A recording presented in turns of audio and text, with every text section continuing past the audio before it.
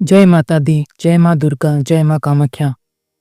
तो आज का वीडियो आगामी नवरात्रि या फिर दुर्गा पूजा के बारे में है। ये समय अत्यंत तीव्र अवधि के बाद जो हमने दो ग्रहणों की उपस्थिति के कारण अनुभव की है, आने वाला है। तो ये नवरात्रि अन्य सभी नवरात्रों की तरह दुर्गा पूजा के लिए बहुत ही विशिष्ट समय है। माता के दिव्य रूप की, सभी रूपों की, डिवाइन मदर की हर रूप में इस समय उपासना की जाती है। तो कुछ महत्वपूर्ण बातें हैं, चाहे ग्रहों की स्थिति कुछ भी हो। सामान्य तौर पर जब भी शारदीय नवरात्रि की बात आती है तो आश्विन शुक्ल पक्ष की प्रतिपदा से शुरू होकर और 9 दिनों तक चलती है। तो कुछ बातें इस काल की साधना पर जाने से पहले आइए चर्चा करते हैं। सभी प्रकार के विशेष समयों में से इस काल का कुछ विशेष महत्व और विशेषताएं हैं। आइए इन बिंदु पर थोड़ा सा ध्यान देते हैं। ये जो गुप्त नवरात्र है वो नवरात्रों में से सबसे ज़्यादा शक्तिशाली और प्रभावशाली माना जाता है। इन 9 दिनों को बहुत ही प्रभावशाली माना जाता है और ख़ास तौर पर इसलिए क्योंकि हम कलयुग में प्रवेश कर चुके हैं और जैसे जैसे कलयुग आगे बढ़ता है रजोगुण और तमोगुण की मात्रा भी बढ़ती जाती है। ये वातावरण सभी को प्रभावित करता है और ख़ास तौर पर जब चारों ओर नकारात्मक शक्तियाँ बहुत ही ज़्यादा फैली हुई हैं। ये बहुत ही महत्वपूर्ण है क्योंकि आश्विन शुक्ल से शुरू होकर दशमी तिथि तक नवरात्रि अत्यंत शक्तिशाली हो जाती है। इस समय देवी माँ अत्यंत ही उग्र रूप धारण करती हैं। इसे अकाल बोधन कहा जाता है। अकाल बोधन अर्थात असमय देवी को जगाना, असमय देवी की पूजा करना। हमारे धर्म ग्रंथों में भी इस समय से जुड़ी कई आध्यात्मिक कहानियां हैं और वे हमें कई संकेत और महत्वपूर्ण संदेश प्रदान करते हैं। इनमें से प्रत्येक केवल कथा ही नहीं है बल्कि साधकों के लिए बहुत ही महत्वपूर्ण शिक्षाएं भी प्रदान करती हैं। पहली बात जो हम सीखते हैं वो ये है कि ये वो काल है जिस काल में भगवान विष्णु योग निद्रा में सोए हुए होते हैं। पिछले युगों में अधिकांश आध्यात्मिक अभ्यास इस समय पर किए जाते थे जब भगवान विष्णु जागे रहते थे। जब भगवान विष्णु चतुर्मास में सो रहे होते हैं तो ये समय धार्मिक कार्य के लिए उचित नहीं माना जाता। हालांकि रामायण के दौरान भगवान राम और रावण के बीच का युद्ध इसी काल में हुआ था। ये युद्ध इतना भयंकर और प्रभावशाली था कि आज भी हजारों वर्षों बाद भी हम इसका प्रभाव अपने जीवन में महसूस कर सकते हैं और विजयदशमी के रूप में हम रावण को जलाकर मनाते हैं, जो कि धर्म का अधर्म के ऊपर विजय के उत्सव के रूप में हम मनाते हैं। अनुष्ठानों के संदर्भ में हम पूजा करते हैं, उपवास करते हैं, देवी के आदर्शों का अनुभव करते हैं। भगवान राम स्वयं विष्णु के अवतार थे और जब पृथ्वी पर बड़ा परिवर्तन होता है तभी विष्णु अवतार लेकर आते हैं। क्योंकि ये युद्ध उस समय हुआ जब भगवान विष्णु चतुर्मास में योग निद्रा में थे, इसीलिए देवी दुर्गा को असमय जगाना पड़ा। इसी कारण इस काल को अकाल बोधन कहा गया है। अकाल का अर्थ है असमय, बोधन का अर्थ है जागरण, यानी कि देवी को असमय जगाना। कालिका पुराण में और अन्य ग्रंथों में भगवान ब्रह्मा और माँ रणचंडी की कथा भी इसका उल्लेख करती है। उदाहरण के लिए कालिका पुराण में भगवान ब्रह्मा और माँ रणचंडी की एक अद्भुत कथा मिलती है। इसमें वर्णन है कि जब ब्रह्मा को पता चलता है कि एक महान युद्ध होने वाला है तो वो युद्ध की देवी रणचंडी को खोजने निकल पड़ते हैं। रणचंडी वही देवी है जिनके बिना कोई भी युद्ध संभव नहीं होता और जिनके आशीर्वाद के बिना कोई युद्ध जीता भी नहीं जा सकता। ब्रह्मा जी जब उनकी तलाश कर रहे थे, अंततः उन्हें एक छोटी बच्ची मिलती है जो एक बिल्व वृक्ष के नीचे सो रही होती है और उसके लिए ब्रह्मा जी उस बच्चे की स्तुति करते हैं। ब्रह्मा जी उसे नींद से जगाते हैं और पता चलता है कि वो बच्ची कोई और नहीं बल्कि महान देवी चंडिका है, जो सभी युद्धों की स्वामिनी है, जिनके आशीर्वाद के बिना कोई भी युद्ध कभी जीता नहीं जा सकता। अगर दार्शनिक दृष्टि से देखें तो वास्तव में ये क्षण एक युद्ध का क्षण है। जीवन एक संघर्ष है और इच्छा की पूर्ति के लिए प्रयास है। कभी ये सफल होती है तो कभी नहीं होती है। ये पूरी प्रक्रिया एक युद्ध की तरह है। हर इंसान को इससे गुजरना पड़ता है। यही कारण है कि देवी की ऊर्जा जन्म से लेकर मृत्यु तक हर पल हमारे अस्तित्व से जुड़ी रहती है। वही हमें कठिनाइयों से उबरने, संघर्षों से गुजरने और अंततः विजय प्राप्त करने के लिए शक्ति देती है। जब साधक में पर्याप्त विश्वास और धैर्य होता है तो विजय निश्चय होती है, क्योंकि केवल देवी के आशीर्वाद से ही विजय मिलती है। यही कारण है कि रामायण में अकाल बोधन घटित होता है, देवी का असमय जागरण होता है और देवता भी देखते हैं कि भगवान राम और रावण के बीच में महाघोर युद्ध कैसे चल रहा होता है। ये युद्ध 8वें दिन तक यानी कि अष्टमी तक चलता है। ये कथा वाल्मीकि रामायण में नहीं है, बल्कि कालिका पुराण जैसे शक्ति ग्रंथ से ली गई है। इसमें कहा गया है कि ब्रह्मा को ये समझ आता है कि रावण लगातार युद्ध कर पा रहा है, क्योंकि वह देवी की पूजा कर रहा है और उनका आशीर्वाद उसके साथ है। जब तक देवी का आशीर्वाद रावण के साथ है, तब तक कोई भी, यहाँ तक कि विष्णु अवतार राम भी पूरी तरीके से उसे हरा नहीं सकते। तब ब्रह्मा भगवान राम को समझाते हैं कि उन्हें देवी चंडिका की पूजा करनी चाहिए। जब देवी उनकी पूजा से प्रसन्न होंगी, तभी रावण पर दिया गया आशीर्वाद वापस लेंगी और तभी उन्हें विजय प्राप्ति होगी। इसलिए नवमी की पूर्व संध्या यानी कि अष्टमी और नवमी के संध्या काल में भगवान राम देवी चंडिका की पूजा करते हैं। वो 108 कमल अर्पित करते हैं। पूजा के समय देवी उनकी भक्ति की परीक्षा लेती है और वो 108 में से एक कमल छुपा देती है। जब राम अर्पण करते जाते हैं तो उन्हें पता चलता है कि एक कमल कम है। बिना संकोच के राम सोचते हैं कि उनकी अपनी आंखें भी तो कमल जैसी सुंदर हैं। माता कौशल्या उन्हें कमल लोचन कह के पुकारती थी, तो तुरंत वो अपने एक अस्त्र से अपने नेत्र को निकालकर देवी को अर्पित करने का संकल्प लेते हैं। उसी क्षण माँ रणचंडी प्रकट होती हैं और राम का हाथ थाम लेती हैं। वो कहती हैं, मेरा आशीर्वाद सदा तुम्हारे साथ रहेगा, अब विजय निश्चित है। अगले दिन भगवान राम और रावण के बीच में भयानक युद्ध होता है और युद्ध में भगवान राम रावण का वध कर देते हैं, जिसके बाद ही ये युद्ध समाप्त हो पाता है। इस कथा से दो गहरे संदेश छुपे हुए हैं। पहला, देवी के आशीर्वाद के बिना कोई भी युद्ध जीता नहीं जा सकता। सच्ची भक्ति और समर्पण से ही देवी प्रसन्न होती हैं और विजय का मार्ग प्रशस्त करती हैं। यहाँ दो बहुत ही महत्वपूर्ण सिद्धांत भी बताए गए हैं, जिन्हें समझना बहुत ही जरूरी है। पहला सिद्धांत ये है कि ये वही काल है जब भगवान राम वास्तव में रावण से युद्ध कर रहे हैं और देवी की कृपा से विजय को प्राप्त कर रहे हैं। ये वही समय है जब देवी का स्वरूप अत्यंत उग्र और तीव्र होता है, क्योंकि कुछ विशेष प्रकार के आसुरी शक्तियों से लड़ने के लिए देवी को उग्र और भीषण उग्र रूप धारण करना पड़ता है।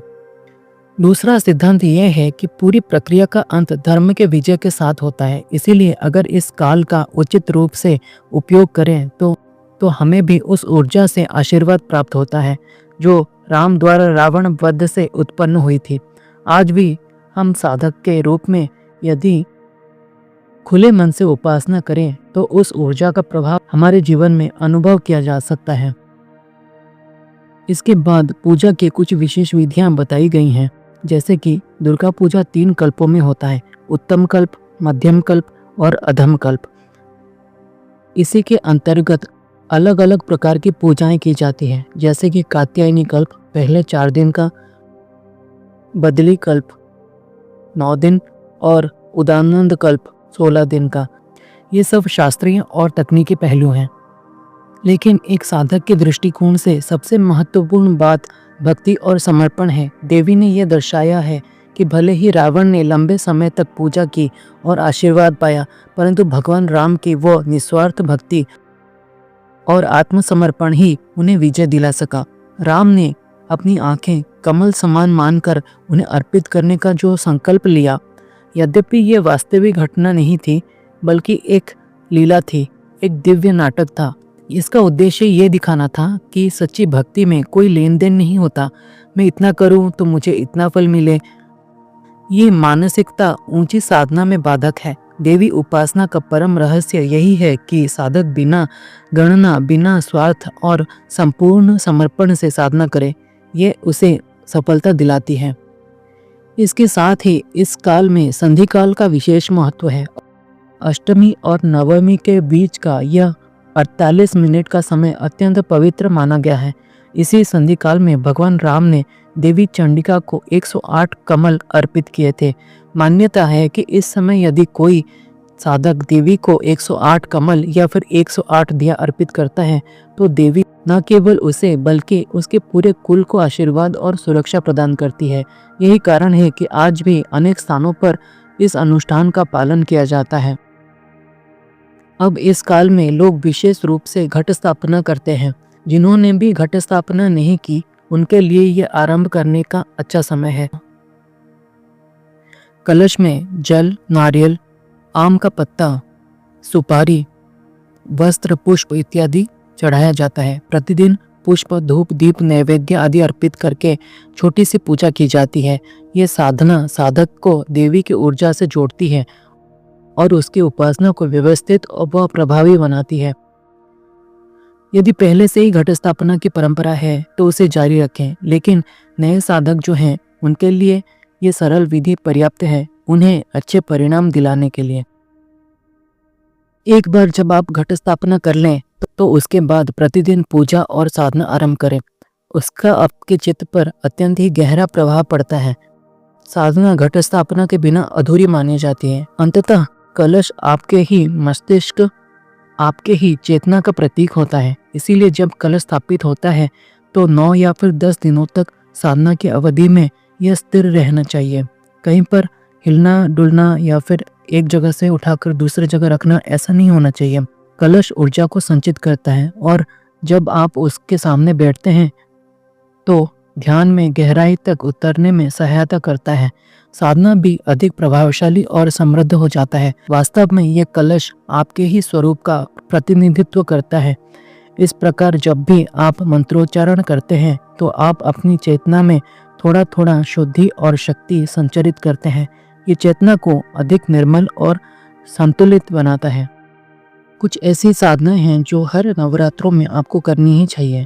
पहली साधना है सिद्ध कुंजिका स्तोत्र की साधना। घट स्थापना के बाद पहली साधना के रूप में सिद्ध कुंजिका स्तोत्र का पाठ करना चाहिए। ये सामूहिक साधनाओं का भी हिस्सा रहा है। इसे प्रातः 27 बार और संध्या में 27 बार पढ़ें, या यदि चाहे तो एक ही बार में संध्या अथवा रात्रि में बैठकर 54 बार लगातार जप करें। पास में दिया अवश्य जलाएं। यदि आहुति का पात्र हो तो उत्तम है, अन्यथा साधारण दीपक पर्याप्त है। 54 बार जब पूर्ण होने के बाद अर्गला स्तोत्र का पाठ करें। यह स्तोत्र अत्यंत ही शक्तिशाली और विशेष माना जाता है। अर्गला स्तोत्र साधना की शक्ति को सकारात्मक दिशा में प्रवाहित करता है, क्योंकि देवी महात्म्य जो कि दुर्गा सप्तशती के 13वें अध्याय अपार शक्ति उत्पन्न करते हैं, परंतु वो किसी एक बिंदु पर केंद्रित नहीं होते। अर्गला स्तोत्र उस शक्ति को साधक के कल्याण की ओर निर्देशित करते हैं। फिर देवी का ध्यान करें। ध्यान करते समय स्तोत्र का एक श्लोक ही पर्याप्त है। ये संपूर्ण और भक्ति को प्रकट करता है। कलयुग में कोई भी साधक पूर्णतः निर्दोष उपासना नहीं कर सकता, किंतु यदि आप समर्पण हृदय से सच्चा और निष्कपट हैं तो देवी आपकी सभी भूलों को क्षमा करके आपको आध्यात्मिक और भौतिक दोनों प्रगति प्रदान करती है। यहाँ पर जो एक श्लोक है, शरणागत दीनार्थ परित्राण परायणे सर्वस्यार्थी हरे देवी नारायणी नमोस्तुते, इस एक ही श्लोक पर आपको ध्यान लगाना है। आप पूजा में अखंड दिया या फिर नॉर्मल दिया भी लगा सकते हैं। अगर अखंड दिया लगाकर रख सकते हैं तो अच्छा है। जो दूसरी साधना आप नवरात्रि में कर सकते हैं वो है माँ दुर्गा के 32 नामों की साधना। दूसरी साधना है माता दुर्गा के 32 नाम का जप। प्रतिदिन 108 बार इन नामों का आप जप करें। ये जप नवरात्रि के प्रतिपदा से शुरू करके लगातार 10 दिन तक करना चाहिए। यदि एक ही बैठक में कर सकें तो उत्तम है, अन्यथा बीच में थोड़ा विश्राम लेकर भी कर सकते हैं। दीपक, कलश और माँ दुर्गा अथवा माँ कामाख्या की छवि सामने रखकर जप करें। यदि आप होम करना जानते हैं तो अंतिम दिन इस स्तोत्र का जप करके अग्नि में कम से कम 9 बार आहुति दें। प्रत्येक आहुति के साथ स्वाहा का उच्चारण करें। यद्यपि शास्त्रीय रूप से 100 आहुतियाँ अपेक्षित होती हैं, पर सामान्य साधक के लिए 9 आहुतियाँ भी पर्याप्त हैं। अब आते हैं साधना का समापन करने में। दोनों साधनाओं के अंत में ये अनिवार्य है कि आप किसी देवी मंदिर में जाकर नारियल और पुष्प को अर्पित करें। जिसके अतिरिक्त यदि संभव हो तो आप वस्त्र या फिर साड़ी भी अर्पित कर सकते हैं। इसके साथ ही एक कन्या को अवश्य भोजन कराएं। ये साधना की पूर्णता का चिन्ह है। यदि आप चाहें तो प्रॉपर रूप से जो कन्या पूजन होता है वो भी करा सकते हैं, जिसमें पुजारी की सहायता लेनी होती है। यदि ये संभव न हो सके तो केवल एक कन्या को भी भोजन कराना ही पर्याप्त होता है। और फिर यदि संभव हो तो आप एक या फिर अधिक कन्याओं को भोजन कराएं। ये कोई भी कन्या हो सकती हैं, आपके आसपास के क्षेत्र की, या यदि कहीं ना मिले तो आप किसी अनाथालय या फिर गरीब बच्चों के आश्रम में जाकर भी कन्याओं को भोजन करा सकते हैं। यह भी पर्याप्त है। परंतु यदि आप केवल एक कन्या को भी भोजन करा दें तब भी आपकी साधना को संपूर्ण माना जाता है। यदि आप इससे अधिक विस्तृत रूप से करना चाहते हैं तो कन्या पूजन कर सकते हैं। इसमें एक कन्या को बिठाकर उनके चरणों की पूजा की जाती है। इसके लिए आपको किसी पुरोहित की सहायता लेनी पड़ेगी, क्योंकि यह आप स्वयं नहीं कर सकते। किंतु यदि यह संभव न हो तो केवल भोजन कराना ही पर्याप्त है। यह साधना के समापन का अंतिम दिन है। चाहे आप पहली साधना सिद्ध कुंजिका स्तोत्र की करें या फिर दूसरी साधना माँ दुर्गा के 32 नामों का जप करें, दोनों के अंत में आप यह अनुष्ठान समान रूप से आवश्यक होगा। तीसरी साधना है महाकाली मंत्र। तीसरा उपासना महाकाली मंत्र से संबंधित है। ये मैंने पहले भी एक वीडियो में बताया था। इसका कारण ये है कि जब हम चंडिका का आवाहन करते हैं तो चंडिका के स्वरूप में महाकाली की ऊर्जा भी समाहित होती है। ये केवल साधारण काली नहीं है, बल्कि महाकाली अत्यंत व्यापक, प्रचंड और ब्रह्मांडीय स्वरूप है। जैसे दुर्गा सप्तशती में भी दर्शाया गया है, वहाँ क्रमशः महाकाली, महालक्ष्मी और महासरस्वती का वर्णन किया गया है। इस साधना के लिए अर्गला स्तोत्र का ये श्लोक पर्याप्त होता है। जयंती मंगला काली भद्रकाली कपालिनी दुर्गा क्षमा शिवा धात्री स्वाहा स्वधा नमोस्तुते। ये अत्यंत ही शक्तिशाली श्लोक है। इसमें देवी के कई नाम सम्मिलित हैं और इसे करने से माता काली और दुर्गा दोनों ही प्रसन्न होते हैं। इसके लिए आपको रुद्राक्ष की माला से या फिर लाल रंग की हकीक की माला से जप करना चाहिए। प्रतिदिन 9 माला का मंत्र जाप करना चाहिए। 9 दिनों तक करें। 10वें दिन आप इसका होम या फिर हवन कर सकते हैं। यदि होम विधि आप जानते हैं तो करें, अन्यथा केवल जप ही पर्याप्त है। जप करते समय दिया जलाएं, कलश की पूजा करें और साधना प्रारंभ करें। अगर हो सके तो आप अखंड दिया जला सकते हैं या फिर नॉर्मल दिया भी आप जला सकते हैं। साधना तीनों में से कोई भी हो सकता है। साधना जो 3 साधना मैंने दिया है वो उनमें से कोई भी साधना आप कर सकते हैं। सिद्ध कुंजिका स्तोत्र की साधना, दुर्गा के 32 नाम या फिर महाकाली मंत्र की साधना। अब बात करते हैं संधि काल में जो बलि के विधान है उसके बारे में।